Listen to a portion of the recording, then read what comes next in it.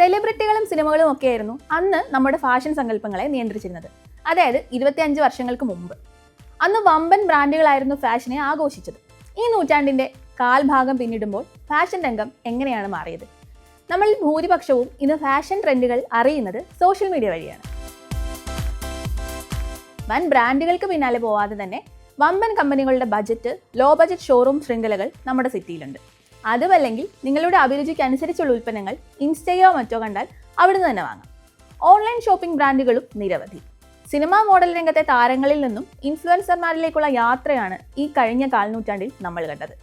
ആഡംബര ലോഗോകളുടെ പ്രദർശനം മാത്രമായി ഒതുങ്ങിയ ഫാഷൻ ഇന്ന് കംഫർട്ട് ഫസ്റ്റ് എന്ന കോൺസെപ്റ്റിലേക്ക് എത്തിയത് തന്നെ പ്രധാനമായ മാറ്റമാണ്. ഈ മാറ്റങ്ങളൊന്നും ചെറുതല്ല. ആ ട്രാൻസ്ഫോർമേഷന്റെ കഥ കേൾക്കാം. 2000ന്റെ തുടക്കത്തിൽ ലൗഡ് ഫാഷനോടായിരുന്നു പ്രിയം. അന്നത്തെ ഫാഷൻ ട്രെൻഡ് Y2K എന്നാണ് അറിയപ്പെട്ടിരുന്നത്. ലോ റൈസ് ജീൻസും ക്രോപ്പ് ടോപ്സും കാർഗോ പാൻസുമായിരുന്നു അന്നത്തെ ട്രെൻഡ്. മെറ്റാലിക് ഫാബ്രിക്സും റൈൻ സ്റ്റോൺസും അന്നത്തെ വസ്ത്രങ്ങളിൽ ഇടം പിടിച്ചു. ആക്സസറി ലിസ്റ്റിൽ വലിയ ലോഗോകളുള്ള ബാഗുകൾ കയറിക്കൂടി. മേക്കപ്പിലും ഒരുപാട് പരീക്ഷണങ്ങൾ നടന്ന കാലമായിരുന്നു അത്. ഗൂഗിൾ ഇമേജസ് എന്ന ഫീച്ചർ തുടങ്ങാൻ കാരണം തന്നെ ഫാഷനാണെന്ന് പറഞ്ഞാൽ വിശ്വസിക്കുമോ? 2000ലെ ഗ്രാമി അവാർഡ്സിൽ വെർസാച്ചിയുടെ ജംഗിൾ പ്രിന്റ് ഡ്രസ്സ് അണിഞ്ഞായിരുന്നു അമേരിക്കൻ പോപ്പ് താരം ജെനിഫർ ലോപ്പസ് എത്തിയത്. അത് ഫാഷൻ പ്രേമികളുടെ കണ്ണിലുടക്കി. സെൻസേഷണൽ ടോക്കായി. നിരവധി പേർ ജെനിഫർ ലോപ്പസിന്റെ ഡ്രസ്സിനായി ഗൂഗിളിൽ തിരഞ്ഞു. അന്ന് ഗൂഗിളിന് ഇമേജസ് സെർച്ച് ചെയ്യാനുള്ള ഓപ്ഷൻ ഇല്ലായിരുന്നു. ജെനിഫറിന്റെ ചിത്രങ്ങൾ കാണാൻ ആളുകൾ തിരക്ക് കൂട്ടിയപ്പോഴാണ് എന്തുകൊണ്ട് ഗൂഗിൾ ഇമേജസ് എന്ന ഓപ്ഷൻ തുടങ്ങിക്കൂടാ എന്ന ആശയം ഗൂഗിൾ എഞ്ചിനീയർമാർക്ക് തോന്നുന്നത്. 2000ലെ Y2K ഫാഷൻ ഇന്നും ട്രെൻഡിംഗ് ആയി ഓടിക്കൊണ്ടിരിക്കുന്നു. 2000ന്റെ മധ്യത്തിൽ ഫാഷൻ മറ്റൊരു തലത്തിലേക്ക് കടന്നു. ബോഹീമിയൻ ലുക്കിന് ആരാധകരേറി. ലൂസ് ഫിറ്റായി ഒഴുകിക്കിടക്കുന്ന ടോപ്പുകളും ഓവർ സൈസ്ഡ് ബെൽറ്റും വാർഡ്രോബിൽ ഇടം പിടിച്ചു. ലെയേർഡ് ജ്വല്ലറി സ്റ്റൈൽ സ്റ്റേറ്റ്മെന്റായി. ലെതർ ജാക്കറ്റ് ഇന്നായി. മെസ്സി ഹെയറും ഡാർക്ക് മേക്കപ്പുമായിരുന്നു അന്നത്തെ ട്രെൻഡ്. ഇന്നത്തെ ഫാസ്റ്റ് ഫാഷന് തുടക്കം കുറിച്ചതും ആ കാലഘട്ടമാണ്. വസ്ത്രങ്ങൾ വിലക്കുറവിൽ ലഭിച്ചു തുടങ്ങി. ആളുകൾ വസ്ത്രങ്ങൾ വാങ്ങിക്കൂട്ടുന്നത് കൂടി. കണ്ണടച്ച് തുറക്കുന്ന വേഗത്തിൽ ട്രെൻഡുകൾ മാറി മറിഞ്ഞു. 2010ലാണ് ഫാഷൻ റാമ്പുകളുടെ പരിമിതികളിൽ മാത്രം ഒതുങ്ങാതെ പൊതുമധ്യത്തിലേക്ക് എത്തുന്നത്. അതിന് പങ്ക് വഹിച്ചത് ഇൻസ്റ്റഗ്രാമിന്റെ വരവായിരുന്നു. Instagram, blogs, street style photography എന്നിവയുടെ ആധിപത്യത്തോടെ ഫാഷൻ ലോകം കൂടുതൽ വികസിച്ചു. ഇൻഫ്ലുവൻസർമാർ രംഗത്തെത്തിയതും ഈ കാലത്താണ്.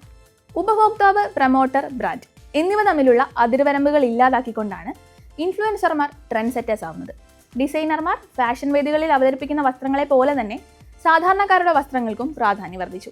ജിമ്മിലും ഓഫീസിലും ഒരുപോലെ ഉപയോഗിക്കാവുന്ന അത്ലീഷർ വസ്ത്രങ്ങൾ ഈ കാലത്ത് പ്രചാരത്തിലായി. സ്കിന്നി ജീൻസും സ്ലോൺ ടീഷർട്ടുകളും ഈ കാലത്തെ പ്രത്യേകതയായിരുന്നു. 2013ലാണ് സസ്റ്റൈനബിലിറ്റിയെക്കുറിച്ചുള്ള ചർച്ചകൾ ഉയരുന്നത്. അത് 2025ൽ കൂടുതൽ ശക്തമായി. 2020ൽ കോവിഡിന് ശേഷം ഫാഷനെ കുറിച്ചുള്ള കോൺസെപ്റ്റുകൾ ആകെ മാറി മറിഞ്ഞു. കംഫർട്ട് ഫസ്റ്റ് എന്ന മോട്ടോയിലേക്ക് എത്തി. ലോക്ക്ഡൌൺ കാലത്ത് ആളുകൾ ഓവർ സൈസ്ഡ് ടീഷർട്ടുകളും സ്വെറ്ററുകളും ജോഗറുകളും ഒക്കെ ഉപയോഗിക്കാൻ തുടങ്ങിയത് പിന്നീട് വലിയ ട്രെൻഡായി. വൈഡ് ലക്ഷറിയും പ്രചാരത്തിലായത് 2020 മുതൽ 2025 വരെയുള്ള കാലഘട്ടത്തിലാണ്. ലോഗോകളില്ലാത്ത സിമ്പിളായ ബ്രാൻഡഡ് വസ്ത്രങ്ങൾക്ക് ഡിമാൻഡ് കൂടി. പഴയ വസ്ത്രങ്ങളുടെ റീസൈക്ലിങ്ങിനും അപ്സൈക്ലിങ്ങിനെയും കുറിച്ചും കൂടുതൽ ചർച്ചകളുണ്ടായി. ത്രിഫ്റ്റിങ്ങിനെ കുറിച്ചുള്ള കാഴ്ചപ്പാടുകൾ മാറിയതും ഈ കാലത്താണ്. കൂടുതൽ ആളുകൾ ത്രിഫ്റ്റ് സ്റ്റോറുകൾ തിരഞ്ഞെടുക്കാൻ തുടങ്ങി. ആർട്ടിഫിഷ്യൽ ഇന്റലിജൻസ് ഉപയോഗിച്ച് വസ്ത്രങ്ങൾ ഡിസൈൻ ചെയ്യുന്ന രീതിയും ലിംഗഭേദമില്ലാതെ ആർക്കും ധരിക്കാവുന്ന യൂണിസെക്സ് വസ്ത്രങ്ങളും 2025ലെ പ്രധാന കാഴ്ചകളാണ്. ഇന്ത്യയിൽ കഴിഞ്ഞ 25 വർഷത്തിൽ സംഭവിച്ച പ്രധാന മാറ്റം ഫാസ്റ്റ് ഫാഷന്റെ വളർച്ചയാണ്. 10 വർഷത്തിനുള്ളിൽ $50 ബില്യൺ ബിസിനസ്സിലേക്കാണ് ഫാസ്റ്റ് ഫാഷൻ കുതിച്ചത്. 1990കളുടെ അവസാനം വരെ വസ്ത്രങ്ങൾ വാങ്ങുന്നത് ഉത്സവങ്ങൾക്കും വിവാഹങ്ങൾക്കുമായിരുന്നു. 1997ൽ പാൻഡലൂൺസിന്റെ വരവോടെ കാര്യങ്ങൾ മാറിമറിഞ്ഞു. 1998ൽ വെസ്റ്റ് സൈഡും എത്തിയതോടെ ബ്രാൻഡഡ് വസ്ത്രങ്ങൾ സാധാരണക്കാർക്ക് പ്രാപ്യമായി. 2010കളിൽ മാക്സ്, റിലയൻസ്, ട്രെൻഡ്സ് എന്നിവയും പിന്നീട് വന്ന സ്റ്റുഡിയോയും ഫാഷനെ ഒരു നിത്യോപയോഗ വസ്തുവാക്കി മാറ്റി. ഇതോടെ തയ്യൽക്കാരെ ആശ്രയിക്കുന്നത് കുറയുകയും റെഡിമെയ്ഡ് വസ്ത്രങ്ങൾ വ്യാപകമാവുകയും ചെയ്തു. ഫാസ്റ്റ് ഫാഷനിൽ വിപ്ലവം സൃഷ്ടിച്ചത് സ്റ്റുഡിയോ ആണെന്ന് പറയാം. ഒരു പരസ്യം പോലും ഇല്ലാതെ യൂത്തിനെ കയ്യിലെടുക്കാൻ സ്റ്റുഡിയോയ്ക്കായി. ഒരു കണക്കിന് ഫാഷൻ മാറിയിട്ടില്ല, അത് കൈവശമുള്ളവരാണ് മാറിയത്. ഡിസൈനർമാരിൽ നിന്ന് ഉപഭോക്താക്കളിലേക്ക്, റാമ്പുകളിൽ നിന്ന് റീൽസിലേക്ക്, തുന്നൽക്കാരിൽ നിന്ന് സ്റ്റുഡിയോ വരെ.